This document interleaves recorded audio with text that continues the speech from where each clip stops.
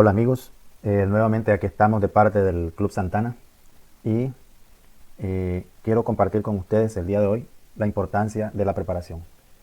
Eh, Espero pues les sirva este tema para todos aquellos ajedrecistas que quieren prepararse pues en el ajedrez.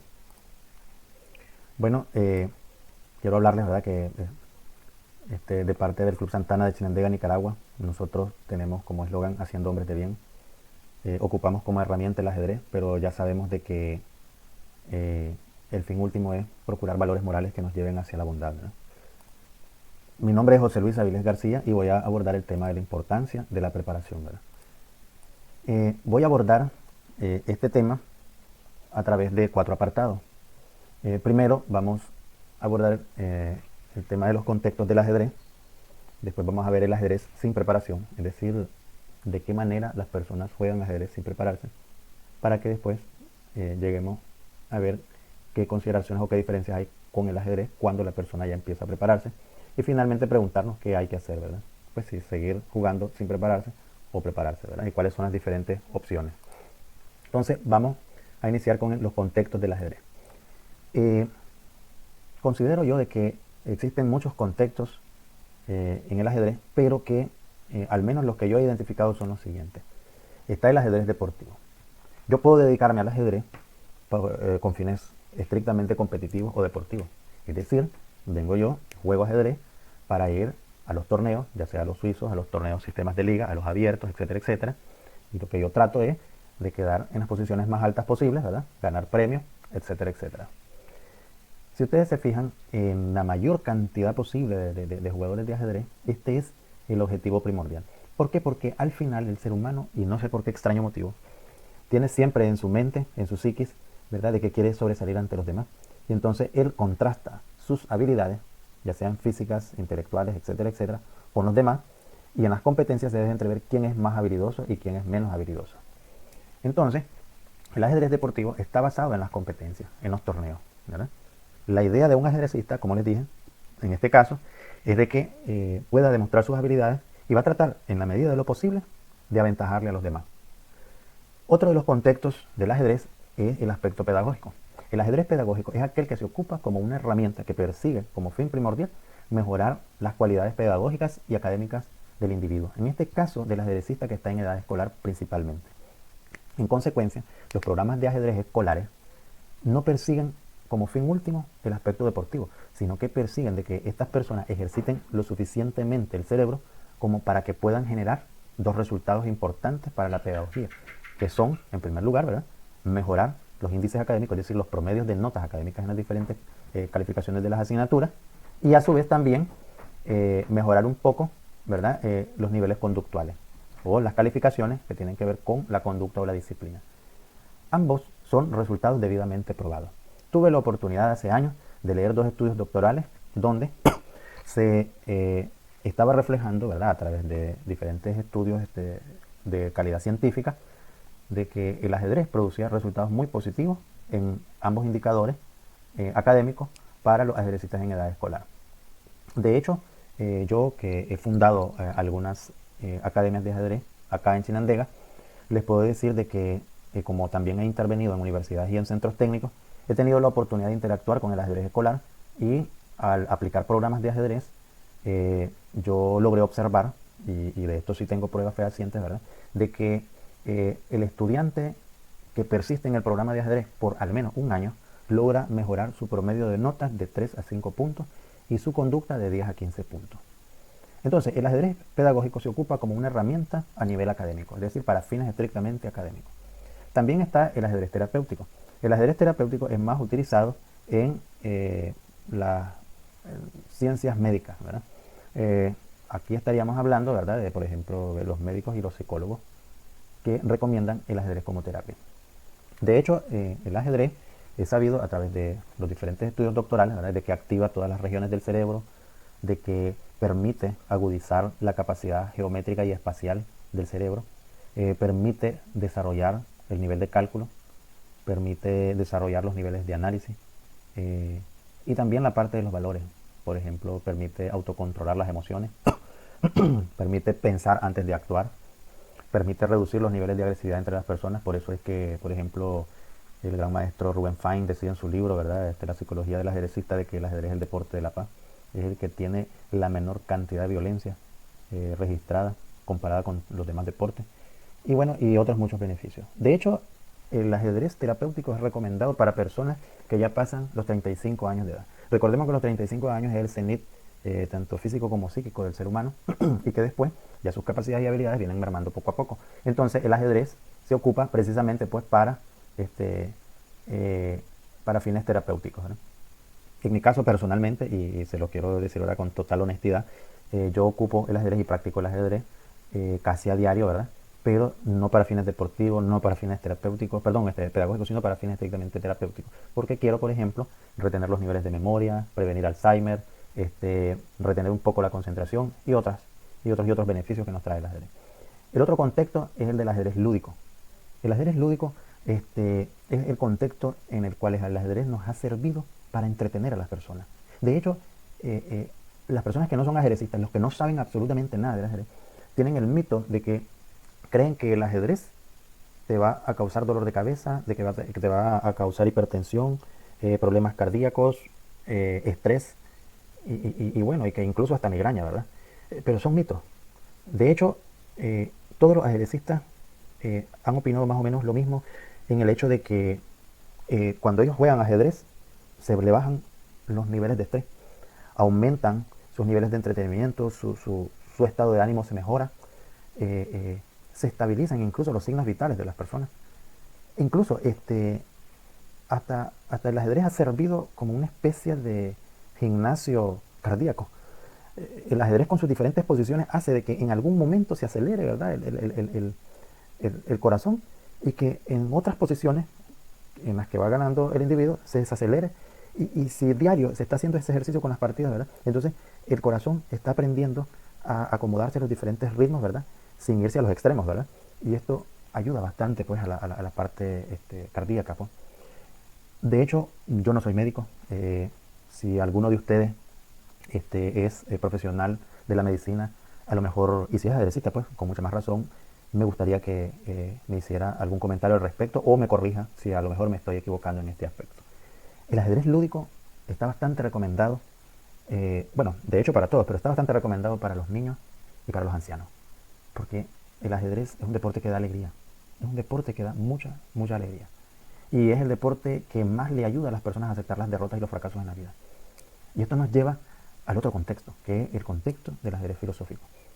Filosóficamente, ¿qué podemos nosotros aprender del ajedrez? Aparte de lo que es la motoricidad de las piezas, aparte de lo que es la parte deportiva, que se gana y se pierde o se entabla, aparte de que puedes ganar premios, de que puedes viajar y conocer a otras personas. ¿Qué profundidades filosóficas tiene el ajedrez? Por ejemplo, a nivel algorítmico o matemático, sabemos que el ajedrez es un abismo donde no le hemos hallado fondo. Pero también el ajedrez asemeja una especie de teatro. Las partidas del ajedrez simulan mucho la vida de las personas. Las partidas de ajedrez nacen, se desarrollan y mueren, igual que los seres humanos. Pero también las diferentes posiciones del ajedrez nos ayudan a interpretar situaciones concretas de la vida. Hay situaciones en donde nosotros tenemos ventajas de todo tipo, ventaja material, ventaja posicional, etcétera, etcétera. Y se asemejan a las situaciones donde nosotros somos felices. Tenemos un buen trabajo, una buena fuente de ingresos, tenemos una familia alegre, todo saludable, viajamos, tenemos dinero, compramos lo que queremos. Y a veces las situaciones de las diferentes posiciones del ajedrez nos enseñan todo lo contrario, donde estamos perdiendo piezas, donde estamos posicionalmente mal, donde estamos en red de mate y estamos, cada jugada que viene, y sobre todo el Zugzwang, por ejemplo, es una jugada agonizante. Se asemeja mucho a las dificultades de la vida, a las situaciones tormentosas de la vida, donde aparecen las enfermedades, las pobrezas, ya la falta de empleo, la falta del sustento de la familia, las dificultades que existen en la relación con las otras personas, la falta de valores, el distanciamiento con Dios, ¿verdad? Ese tormento que existe a nivel espiritual, etcétera, etcétera. Entonces, existen muchas cosas que nosotros podemos aprender del ajedrez, y a medida que estudio más del ajedrez, siento que hay más cosas de las cuales puedo aprender. Eso en cuanto pues a los que son los contextos. Ahora bien, vamos a ver nosotros qué pasa con el ajedrez cuando nosotros no nos preparamos, es decir, el ajedrez sin preparación. El ajedrez sin preparación se aplica a todos los contextos, es decir, en todos los contextos normalmente jugamos sin prepararnos. No hay discriminación de un contexto a otro, ¿verdad? La mayoría de las personas juegan ajedrez por hobby, como dicen popularmente, es decir, por entretenimiento. en consecuencia, no ocupan el, el efecto del aburrimiento que conlleva la preparación para jugar ajedrez. Esto nos lleva a la otra parte. El fundamento del ajedrez sin preparación es la motivación. ¿A qué me refiero con esto? De que cuando yo juego sin prepararme, lo que me empuja a mí solamente es las ganas de ganar. Es decir, yo digo, bueno, voy a jugar, quiero vencer a mi oponente, voy a hacer todo lo posible para ganarle, voy a usar toda mi concentración, toda mi rapidez, toda mi inteligencia. Si ustedes se fijan, todos esos son axiomas motivacionales. Uso esto, uso lo otro, uso aquí, uso allá, para ganar. Es como que una parte de mi conciencia me está diciendo detrás de mí, seguí adelante, jugar bien, jugar rápido, ganarle, vos podés ganarle al oponente, etcétera, etcétera, etcétera. Pero es solamente ese el fundamento, nada más la motivación. No existe ningún otro instrumento que me ayude a mí a jugar o a mejorar. Esto nos lleva al siguiente punto, y es de que el ajedrez sin preparación está basado única y estrictamente en el talento. En ese aspecto nos aventajan las personas que tienen un talento natural, que sin prepararse juegan bastante bien y le ganan a la mayoría de sus adversarios, ¿verdad? Pero hasta ahí nada más. Estas personas no progresan, mantienen ese nivel y no van más allá de ese nivel. Es por eso que nos lleva al siguiente punto, de que el ajedrez sin preparación es normalmente estático. La persona que tiene más o menos 1000 de elo, ahí va a quedar en 1000. La persona que juega sin preparación, ¿verdad? Y tiene 2000 de elo, ahí va a quedar 2000 de elo. Normalmente su nivel de juego es estático. Y entonces las probabilidades de mejorar o de subir de nivel son bastante bajas. Esas son las características sustantivas del ajedrez sin preparación. Y entonces ahora tenemos que ver nosotros qué diferencia o qué podemos nosotros deducir de la preparación en el ajedrez. Es decir, qué ocurre cuando hay ajedrez con la preparación. Entonces, en primer lugar, podemos decir de que se aplica en todo, pero particularmente en el contexto deportivo y el filosófico. La preparación es un tema clave en la deportividad o en la competición. Si yo quiero sobresalir ante los demás, no solo tengo que basarme en mi motivación ni en mi talento, sino que tengo que prepararme. Tengo que estimular al máximo mi talento, mi motivación. Tengo que utilizar todas las herramientas disponibles para que yo pueda sobresalir deportivamente ante los demás. Pero también me sirve en el contexto filosófico. La preparación me genera disciplina, me genera conocimiento, me genera una visión más amplia de la vida. Y esto nos lleva al siguiente punto, y es de que el fundamento acá ya no es solamente la motivación. Es decir, existe la motivación, pero aquí el fundamento es la mejora. Es decir, la preparación me genera, tarde o temprano, un mejoramiento sustancial en el nivel de juego. Es decir, si yo normalmente juego con un oponente que me gana, y yo empiezo a prepararme, en un momento determinado yo ya voy a entablar las partidas que juego con él. Y si yo sigo preparándome y sigo estudiando a profundidad, va a llegar un momento en que yo ya le voy a ganar a ese oponente. La preparación tiene esa profundidad filosófica de que está fundamentada en la mejora. Y esto nos lleva al siguiente aspecto, que tiene que ver con las variables que tienen que ver con la preparación. Mientras el ajedrez sin preparación está basada única y estrictamente en una sola variable, que en este caso es la variable del talento, que es una variable interna, una variable personal del jugador, la preparación está basada en un menú, en un grupito de variables que son variables deportivas. Sobre ello, pues, vamos a abordarlo dentro de unos minutitos. Pero bueno, también podemos deducir de que la preparación en el ajedrez es normalmente dinámica. Es decir, aquí el ajedrez ya no se torna estático. Si yo soy un jugador malo, yo me puedo convertir en un jugador regular. Y si me sigo preparando, puedo ser un jugador muy bueno. O dicho de otra manera, ¿verdad? Un jugador amateur o principiante se puede convertir en un jugador de club, ya un jugador de club ya se puede convertir en un maestro FIDE, un maestro internacional. Un maestro internacional puede progresar y llegar a ser un gran maestro. Y cuidado después, ese gran maestro, formar parte de la élite ajedrecística, y si es de la élite, llegar a ser campeón mundial. Eso hace de que la posición del ajedrecista sea dinámica, no sea solo estática. Y esto nos lleva a lo último, ¿no? Que es de que las probabilidades de mejora son altísimas, son abrumadoramente altas. Pero bueno, hablemos de las variables deportivas. ¿Cuáles son esas variables deportivas? Los tipos de competencia. Por ejemplo, no es lo mismo que yo vaya a un abierto, donde hay un torneo con sistema suizo, donde hay montones de jugadores con diferentes estilos, con diferentes experiencias, con diferentes niveles, a que vaya, por ejemplo, a un torneo cerrado, donde hay solamente 4 o 5 competidores, cuyos estilos de juego ya los conozco, y ya sé más o menos su nivel de juego. Y también sería diferente de hablar de un match o un duelo, en donde yo ya conozco a mi oponente y me preparo, y vengo yo y escudriño cómo juega él y cuáles son sus debilidades y cuáles son sus fortalezas. Entonces, los tipos de competencias son variables que condicionan la preparación de un individuo. Un jugador de ajedrez puede ponerse metas para determinados torneos, para determinadas competencias, ¿verdad? Que van a diferir de unas de otras, ¿verdad? Y esto nos lleva a la segunda variable deportiva, las debilidades propias. Cuando el ajedrecista se prepara, uno de los más grandes objetivos es diagnosticar las debilidades propias. Entonces él está consciente de cuáles son sus errores y a medida que va pasando el tiempo, él va depurando sus errores. Él va subsanando todos esos orificios y va mejorando su nivel de juego. Pero no solo eso, esto nos lleva también a la tercera variable, que es las debilidades ajenas. A medida que se va preparando y va generando sus bases de datos de las diferentes partidas que él ha jugado, él puede entonces tener una fotografía o un diagnóstico de sus oponentes.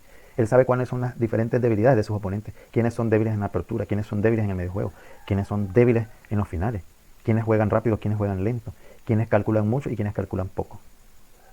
Otra de las variables deportivas es la estructura misma del juego. Esto también condiciona la preparación. Hay gente que se prepara en aperturas, por ejemplo. Hay gente que se prepara en medio juego. Hay gente que se prepara en finales. Hay gente que se prepara en cálculo. Hay gente que se prepara en aspectos psicológicos, por ejemplo, en dosificación del tiempo, de los ritmos de juego. O, por ejemplo, se prepara en la administración de los nervios. ¿Qué pasa cuando una persona está en apuros de tiempo? Etcétera, etcétera. Entonces esto nos lleva también a otra de las variables deportivas que son los aspectos psicológicos. Hay aspectos psicológicos que condicionan la preparación de un individuo. Por ejemplo, los nervios. Por ejemplo, la concentración. Personalmente yo tengo una concentración bastante baja. Cuando yo estoy jugando ajedrez, por ejemplo, y viene alguien, algún espectador, y me saluda o me hace una pregunta simple, me cuesta responderla porque yo estoy concentrado en la partida. Y si logro responderle bien, cuando ya vuelvo a analizar la posición, yo me pierdo y cometo errores con frecuencia. Producto pues de la interrupción. Todos esos son aspectos psicológicos. También los aspectos psicológicos tienen que ver con la conducta entre una persona y otra. He observado que en muchos torneos hay ciertas conductas que en cierta medida las puedo considerar como antideportivas. Por ejemplo, hay jugadores en los cuales uno hace la jugada y apenas ha tocado el reloj cuando ya le están respondiendo y golpean el reloj, como para atemorizar a su oponente. Esas son prácticas que en mi opinión son antideportivas. O bien, por ejemplo, no sé si ustedes se han fijado, hay ciertos jugadores que cuando hacen su jugada golpean el tablero o presionan fuertemente la pieza en el tablero para hacer un ruido de un golpe fuerte y atemorizar o intimidar al oponente. Hay otros que cometen errores que todavía son más claros y que incluso están vetados por el reglamento. Por ejemplo, cuando el oponente está distrayendo al jugador, le mete plática, le habla de manera dulce, ¿verdad? Etcétera, etcétera, y le está hablando de otras cosas, todo para no concentrarlo. Otros, por ejemplo, te quedan viendo fijamente para desconcentrarte, para que te sientas nervioso, ¿ya? Otros llegan con una vestimenta interesante, otros se mueven y se mueven y se mueven, se ponen de pie, se van para allá, se van para acá, se sientan o se recuestan a un lado del tablero o están tocando alguna de las piezas, las están moviendo y hacen ruido, etcétera, etcétera, ¿verdad? Entonces, la preparación también está condicionada por esos aspectos psicológicos. A veces los entrenadores tienen que darle numerosos consejos a los ajedrecistas, incluso a veces se recurren a psicólogos para que den terapia y que los jugadores puedan estar debidamente protegidos ante estos ataques psicológicos. También el entrenamiento propiamente dicho es una variable deportiva importante en la preparación, ¿verdad? ¿Por qué? Porque a veces es importante elegir el entrenador. A veces es importante elegir el tipo de plan o el tipo de preparación que se va a requerir. Claro, hay muchos ajedrecistas que se autopreparan, o sea, se preparan de manera autodidáctica y carecen de entrenador, ¿verdad? Pero, ¿cuál ha sido mi recomendación al respecto? Un ajedrecista que quiera tener fines estrictamente deportivos, es importante que busque un entrenador y que ese entrenador le vaya haciendo una orientación a largo plazo para que pueda cumplir sus metas deportivas. Y finalmente, la otra variable que influye en la preparación ajedrecística, que es una variable también deportiva, es el apoyo. El apoyo de la familia, el apoyo de los padres de familia cuando el ajedrecista es menor de edad, el apoyo de los profesores o de los directores de su colegio, como institución, si apoyan o no apoyan al ajedrez. Y no solo eso, también el apoyo de las instituciones, las fundaciones, del Estado, de las alcaldías, el apoyo también de la empresa privada y de las personas que patrocinan los eventos ajedrecísticos. Todo esto tiene que ver bastante con la carrera deportiva de un ajedrecista y con su preparación. Ya sabemos entonces pues, que estas variables influyen en la preparación. Entonces ahora se nos viene una pregunta, ¿qué hay que hacer? Sugiero personalmente que el ajedrecista tiene que definir sus objetivos ajedrecísticos.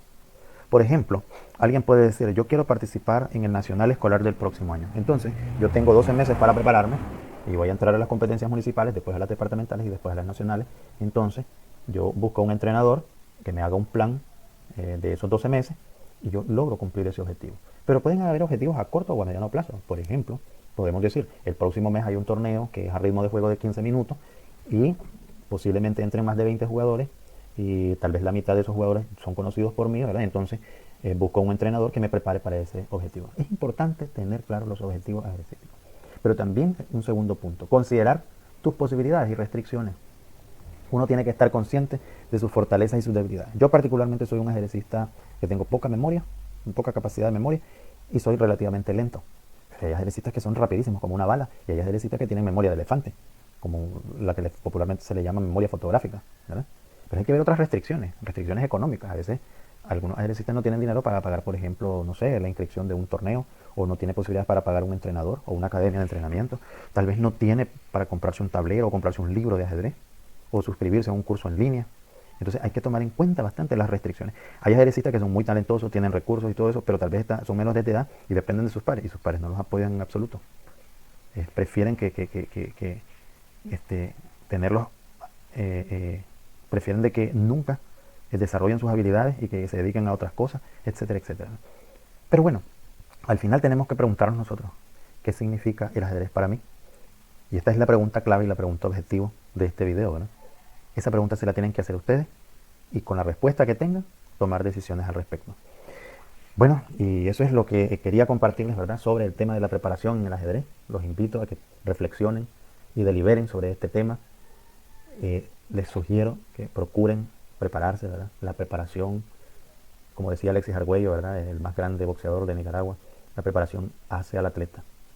Entonces, les agradezco mucho que hayan estado esta media hora aquí conmigo y muchas gracias.